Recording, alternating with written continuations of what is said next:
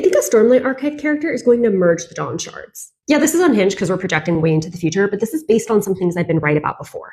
This is your official spoiler warning for Win and Truth, so don't get sassy with me in the comments. Despite there being a novella called Dawnshard, we actually know very little about what they are. For example, of the 4 Dawnshards, we only know the names of 2 of those. Those are Exist and Change. Brandon has said that he might not have even settled on what those other 2 are. As for any other questions about the Dawnshards, those are met with an almost immediate raffo from Brandon. We know that they are used at the shattering of Adolin. We know that they are theoretically more powerful than shards, that having 2 of them in the same room together is dangerous, and that at one point the dragons had one that they relocated, although I personally think they just lost it. As we dive into this theory, what you need to remember about the Stormlight Archive is that the meanings of names are extremely important. And for all the characters where we knew what their names meant, it was huge foreshadowing for what happened at the end of Win and Truth. For example, Kaladin means he who is born unto eternity, and we see that happening at the end as he becomes a herald. We see that Renarin, whose name means pretty much he who is born unto himself, is this unique character, this new type of Radiant who bonded a completely different type of friend.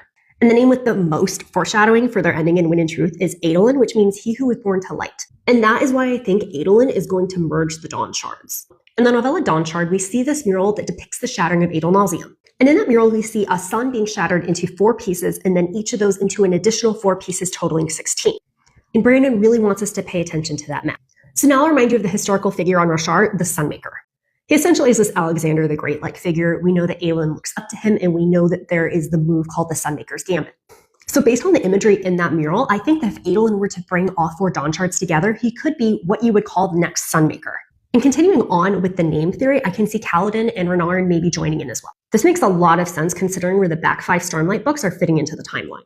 So as things stand right now, Brandon plans to narratively end the Cosmere with the final Mistborn trilogy, but before that, he's going to write a prequel series called Dragonsteel, which will be about the Shattering of Adolin. And narratively, I think it would make sense to have the Dawnshards together before you show that history and before you go into those final confrontations. And obviously, we don't even have a fraction of the answers about why you would want to merge the Dawnshards or what would happen when you do. But obviously, they were used to shatter Adolin the first time, so they're kind of the ultimate weapon. This family history thing could go even deeper, considering Brandon still hasn't told us why the U was capitalized when Dalinar said I am unity. And I mean, do we still really know what Gavilar meant by unite them? So in conclusion, a few things I know you guys are going to be saying in the comments. First of all, yes, Adolin and Adolin's names are very similar, and we know those first 3 letters mean light. Brandon has kind of addressed this. That's more linked to the theory that Adolin is going to become the next Adolin by forming all of the normal shards. And the main reason Brandon said that probably wouldn't happen is you'd have to be immortal to do that, and Adolin just doesn't want anything to do with that. I think it would be different with Adolin and the Dawnshards, though, because you don't necessarily have to become that Dawnshard.